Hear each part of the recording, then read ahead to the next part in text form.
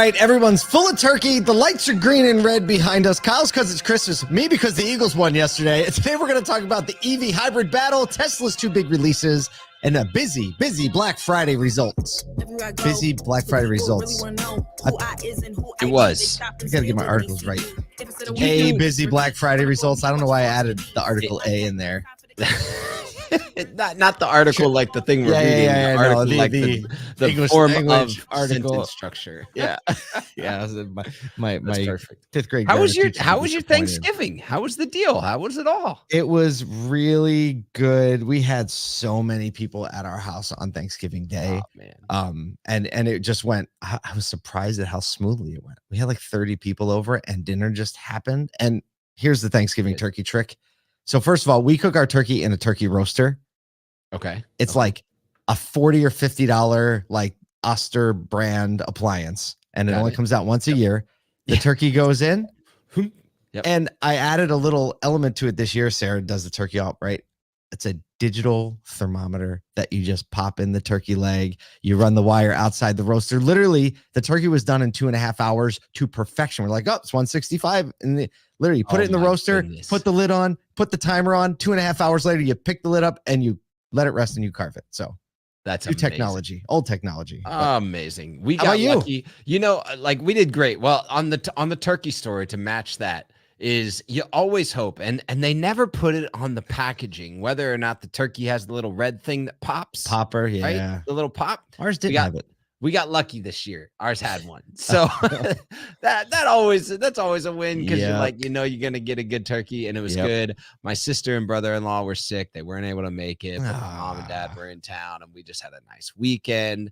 The fam and I, this weekend we threw up all the Christmas stuff, so we're ready to go. I got the lights behind me. Don't worry, I won't hit this on every day. I don't think this holiday season, but I'm feeling in the mood. I even have a little Christmas tree in the office with a flat brim tree topper.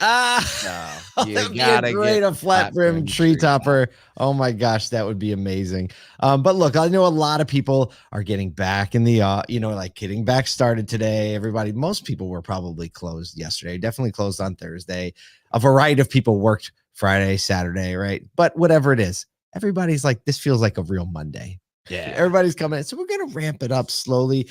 We do have a few things going on coming up. This one, it's no rush.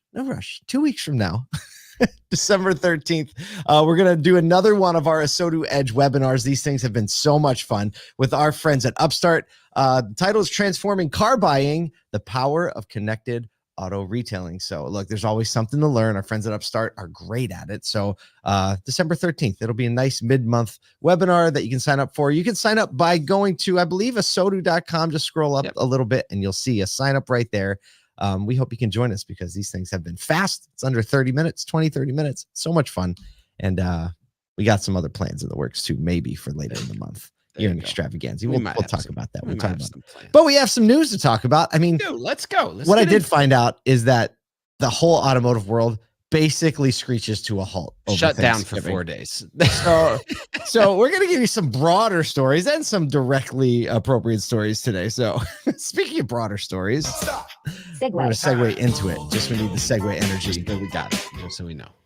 It's a great Wall Street Journal article hit over the weekend. And basically it summarizes Tesla and Toyota kind of in this philosophical and practical head-to-head battle as Elon Musk's push for an all-EV world is being pushed back on pretty significantly by Toyota's renewed focus on the rapid and increasingly affordable deployment of hybrid technology. So basically, Musk has been saying he wants to beat Toyota as the best selling EV. So and even not just EV, he aims to surpass Toyota as the top selling automaker with an all electric lineup, obviously with his all electric lineup by the year 2030. We're getting there pretty closely. I don't know, but notably, the Model Y surpassed the Camry this year. It's just been the best selling sedan forever. Right. And they were within 7,000 units of also beating the RAV4.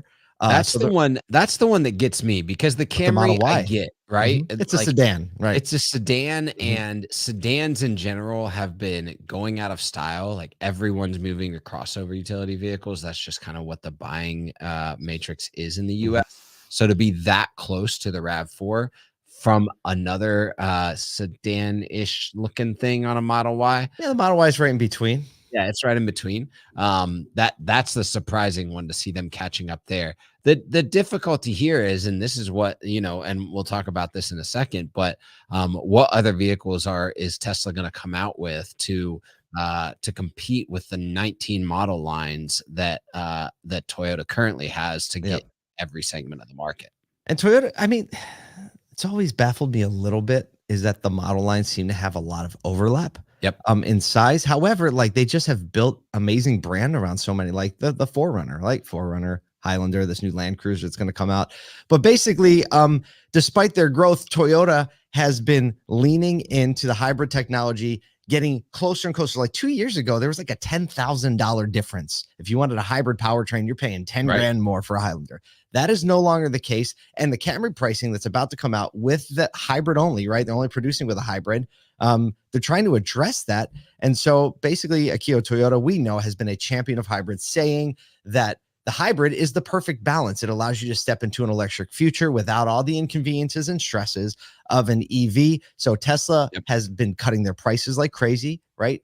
And their profit fell 44% in the third quarter. David Christ, Toyota's North American brand head, said the buzz of electrification in the industry has somewhat mainstreamed hybrids. It's really had an awakening.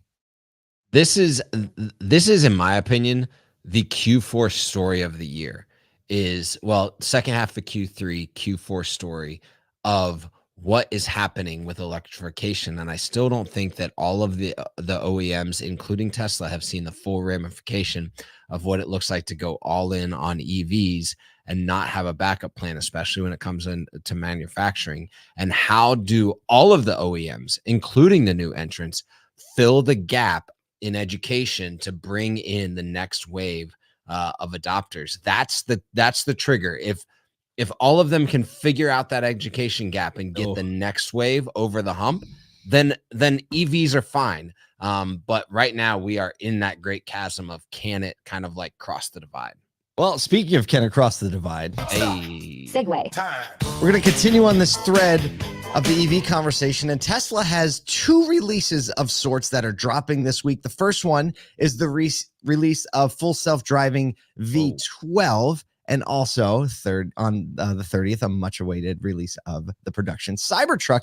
So on the full self-driving, Tesla's begun releasing FSD 12 to employee testers. So the first step was to release it to engineers. The second step is employees. The next step will be consumers. And the big difference in this release is it is no longer relying on engineer programming. It's making decisions based on its neural network. So that is like where the car is now like processing things for itself. And this is a big step, and obviously a big step to getting full self-driving capability, because you can't really plan or program for everything. Originally, Musk said we'd have full self-driving capability by the end of this year. He's got approximately 34 days to do it. I don't think that's happening. But I'm just excited for all the videos that are going to come out, because there's going to be a lot more attention on this over the next week. And so I'm watching Instagram and TikTok to figure out exactly what's going on once a lot of these employees get a hold of this thing, and to see the situations that it overcomes or doesn't overcome, because I'm sure people are going to be putting videos of this up. But look, after Cruise has totally had to change what it's doing over the last couple of weeks, big adjustment because of the changes in legislation in some of these cities, and then to see exactly what Tesla comes up with, and then coming off the heels of a big ruling that said they weren't on the hook for an accident, and what happens if there are accidents coming here in the near future. This is a big move. There's a lot of question marks around it, but I'm just ready for the TikTok videos. They're coming. They're on their way. The other release this week, obviously, Thursday, the 30th, we've been talking about this Cybertruck delivery event. Get this, the Cybertruck was first announced November 21st of 2019. Wow. Almost 4 years to the date. 4 years to the date. They're going to deliver the first production. I mean, Elon Musk has been very vocal about saying, we dug our own grave with the Cybertruck. We took a real big swing. We bit off more than we could chew, however you want to place it. So they've already said volume production of the unit, or the vehicle won't start until late next year, late 2024. And we'll see, you know, Elon tends to not be accurate about his predictions. Full self-driving, Cybertruck delivery. But full pricing is also yet to be released. So we still don't really know how much this truck's going to cost. Back 4 years ago, they were saying starting at $39,900. That's not happening. No, not a chance. Not a chance. That thing's not selling for under 50 grand, period. End of story. Yeah. No, and they're not going to make those versions until late 2025. I'm excited. They've started to drop some of these in their showrooms. I saw a couple of those posts over the weekend. And so we're starting to see like the real live thing. They look really cool. I think they look cool. I think they look really cool. I'm really curious of what it feels like to sit in one, because from the outside, it is hard because of the angles. It is hard to see, like, get an idea for like how it feels, especially in the back seat. Right. Because the back seat looks really cramped, but I have a feeling it's going to feel bigger there. It's just really deceptive the way those big angles hit. Yep. We just never seen a vehicle that looks like that. Excited for the TikTok videos. You know, again, I'm just excited for the funny part is Kyle doesn't even have TikTok. So I don't have TikTok. Speaking of not having TikTok or using TikTok to shop, I don't know. Doing any of that online stuff.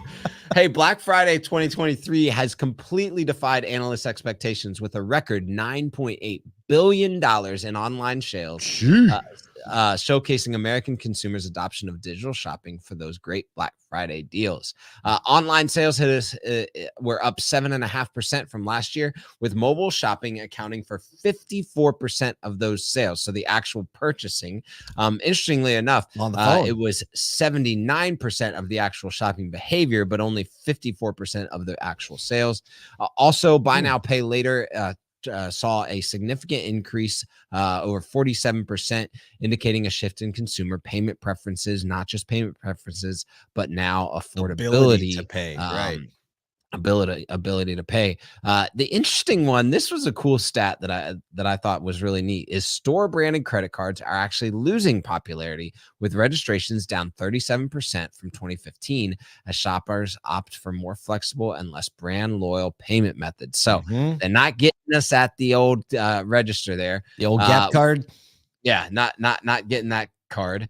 But so they're looking now at Cyber Monday and expecting to set another record with a projected sales of $12 billion, which would be a 5.4% increase from last year, fueled by what analysts are saying is over 30% discounts from regular pricing on electronics alone. I think that is a big part of this holiday. Every year you get discounts. The emails start firing up mid last week. And you know now that Black Friday deal isn't just going to be around for Black Friday. Like the gig's up, like, oh, Black Friday extended, Cyber Monday extended, right? And then we're going to get a week or two into next year or next week, and it's still going to be 30% off. But that is the number, right? Like, I'm not getting excited about anything unless it's 30% off. It's just not absolutely happening. Yeah, because 20% off, that's always happening. 25% off, you get that, but 30% off, that's when you get the big 30 and up. This was crazy. I have a jean company that I've bought jeans from before. Sent me 5 emails on Saturday, each one extending the sale all the way to what ended up being midnight. Yeah, I spent Saturday. Most of my weekend just like everybody else, just like hitting delete on my email box. Delete. Oh crap! I needed that one out of 100. Right. Look, I think that it's obvious Americans are ready to spend. However, their ability to spend is significantly declining. I saw a report showing that 45% of U.S. households would be unable to come up with a $2,000 emergency expense. Oh, absolutely. So think about that. 45% of U.S. households. That's why the buy now, pay later situation is up. We've seen consumer debt is through the roof. I kind of have a feeling this holiday season, like the holiday hangover from this year, is going to be way worse than it's been for like the last 5 years, because January, February is going to hit. So we'll see. But without a doubt, man, these retailers are on the ball. They have their data dialed in. They have their CDPs dialed in. Wink, wink. Let's get going, automotive. And they know how to send us emails about the products we might have glanced at some point in our lives. That's right. With that being said, look, we hope you have an awesome week. Cyber Monday, Giving Tuesday is tomorrow. Something we get excited about around here. Without a doubt, it's a good opportunity. Love people more than you love cars. Get out there, sell some cars, love some people.